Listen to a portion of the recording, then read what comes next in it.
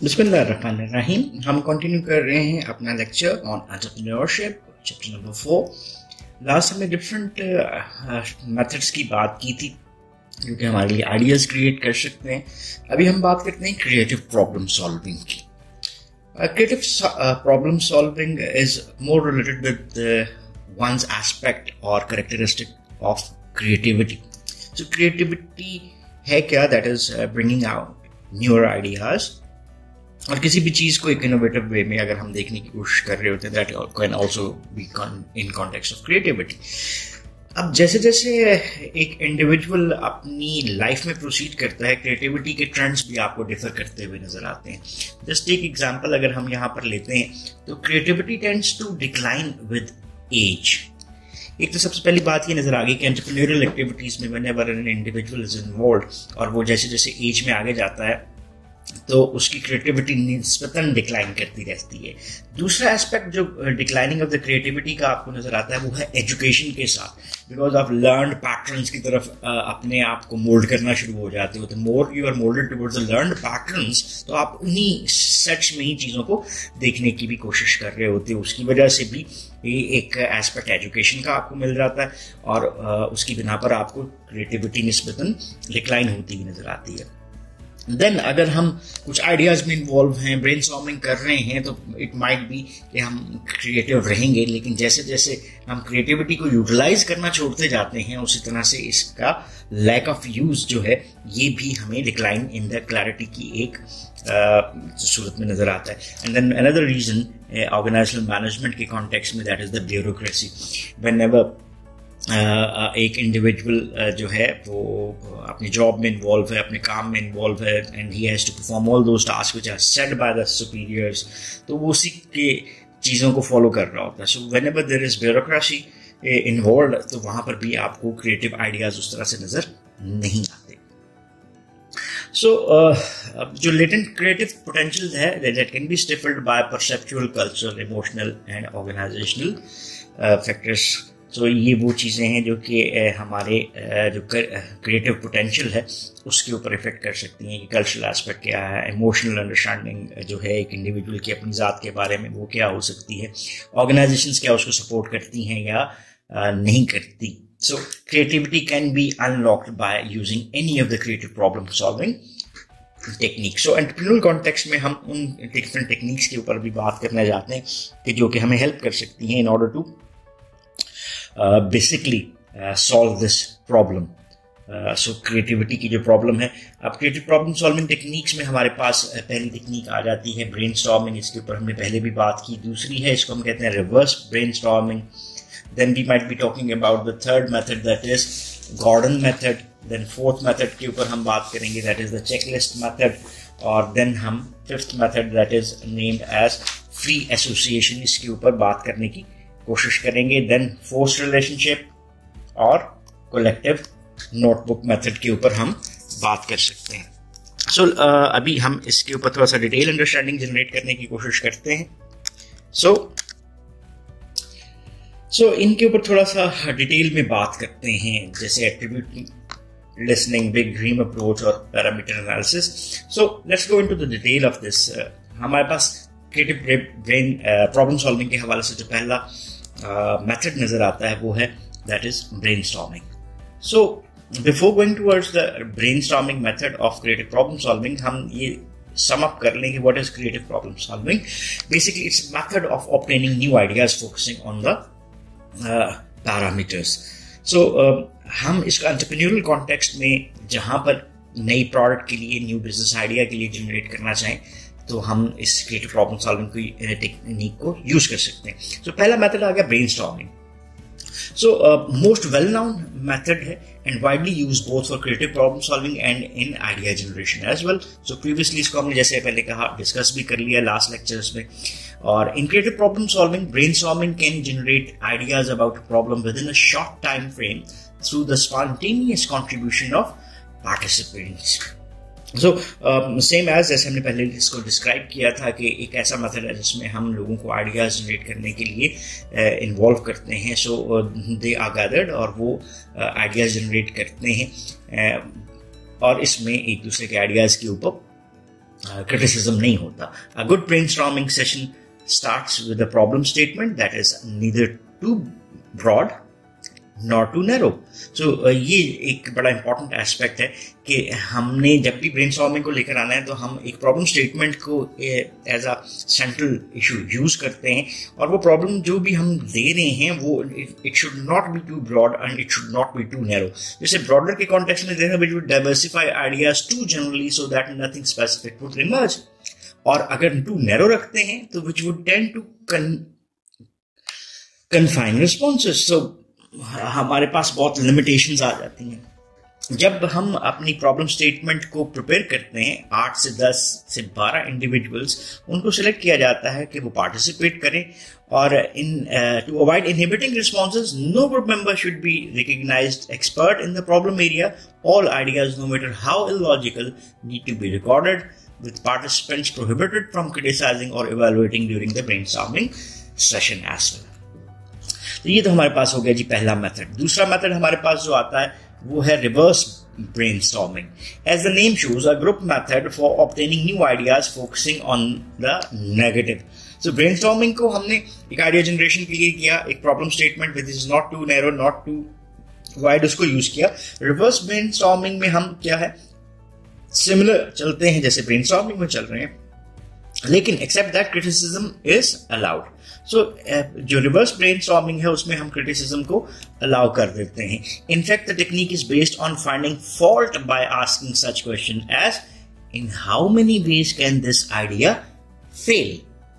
सो यहां पर क्रिटिसिज्म को हम खुद प्रोवोक कर रहे हैं bye looking at different negative aspects. So इसीलिए उसको negative reverse के context में भी कहा जाता है. Since the focus is on the negative aspects of a product, service or idea, care needs to be taken to maintain the group's morale.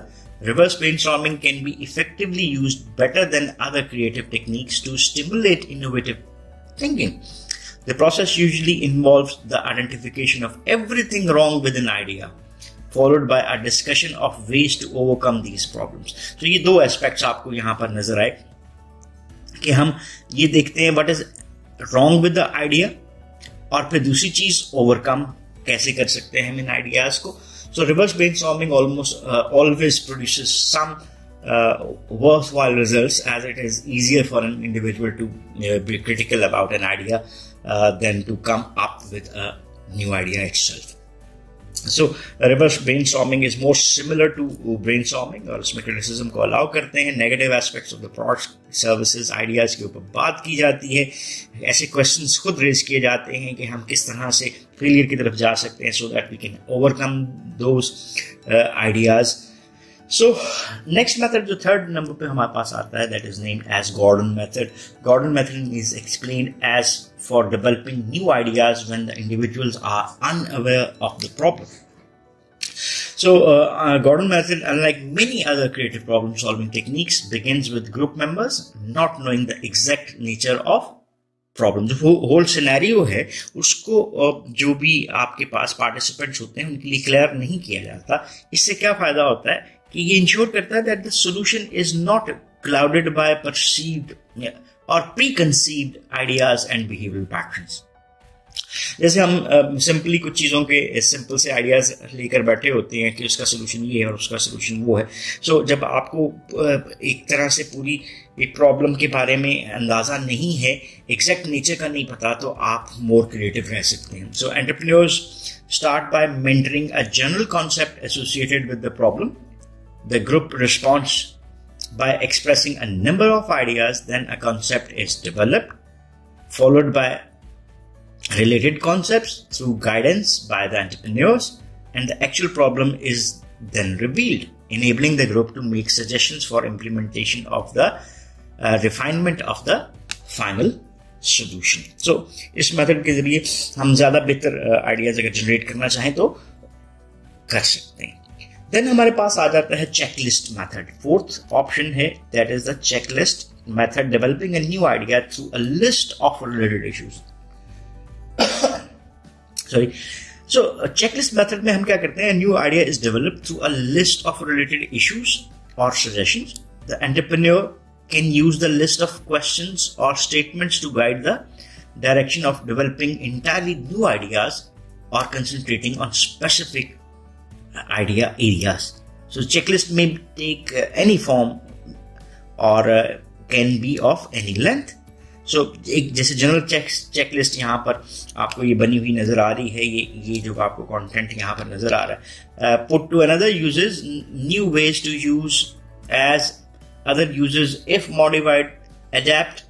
What else is like this? What other ideas does this suggest? Does past offer parallel whatever? So magnify, modify, इस तरह के हम different options हैं वो दे सकते हैं और उसी की बेस के ऊपर लिस्ट ऑफ क्वेश्चंस या जो हमने स्टेटमेंट्स दी होती हैं वो गाइड करते हैं direction of developing entirely new ideas or concentrating on specific different areas.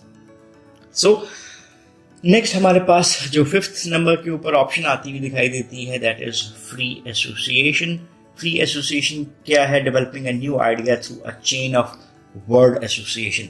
हम कुछ जो different words हैं उनको मिलाते हैं. One of the simplest method कहलाता है that entrepreneurs can use to generate new ideas is free association. This technique is particularly helpful in developing an entirely new slant to a problem. First, a word or phrase related to the problem is written down. Then another and another, with each new word attempting to add something new to the ongoing thought or processes, thereby creating a chain of ideas ending with a new product service idea emerging. तो free association हमें allow करती है कि हम bound भी नहीं होते. एक वर्ड या फ्रेज जो है किसी भी प्रॉब्लम से रिलेटेड उसको बना दिया जाता है, फिर another word is added and another word is added. So ये हम ऐड करते जाते हैं और ये कोशिश कर रहे होते हैं कि हम कुछ नई चीज़ ऐड कर सकें अपने सारे इस थॉट प्रोसेस में. सो इसी की बेस के ऊपर जो चेन ऑफ आइडियाज़ हैं वो आपके पास आती हैं, ending with a new product और service idea being generated. 6 number पे हमारे पास है forced relationship. Forced relationship is explained as developing a new idea by looking at product combinations. As the name implies, is the process of forcing relationship among some product combinations. So it is a technique that asks questions about objects or ideas in an effort to develop a new idea. The new combination and eventual concept is developed through a 5-step process. पहला step क्या है? Isolate the elements of the problem. अलग कर दें. दूसरे level पे relationship देखें इन elements का. तीसरे पे इस रिलेशनशिप को रिकॉर्ड करें in an order form. 4th number के ऊपर एनालाइज करें रिजल्टिंग रिलेशनशिप्स को कि हम वहां से कोई आइडिया ले सकें या कुछ पैटर्न्स को अंडरस्टैंड कर सकें. और 5th पे develop a new idea from these patterns. ये टेबल 4.4 जो है उसमें एग्जाम्पल भी यूज आपको नजर आ रही है इस टेक्निक की. सो जहाँ पे फॉर्म्स, एडजेक्टिव्स, नाउन और वर्ब कोरिलेट्स को लिया गया. रिलेशनशिप जैसे papery soap, soapy paper, paper soaps.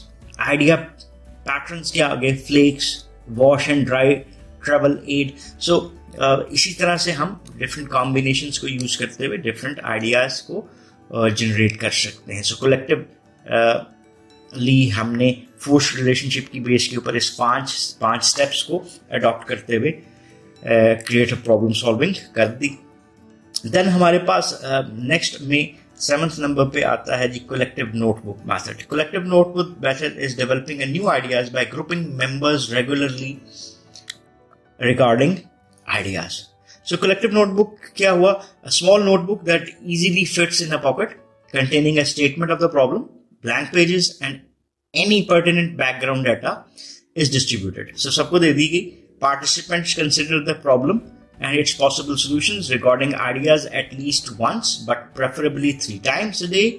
At the end of a week, a list of the best ideas is developed along with any suggestions. This technique can also be used with a group of individuals who record their ideas, giving their notebook to a central coordinator who summarizes all the materials and lists the ideas in order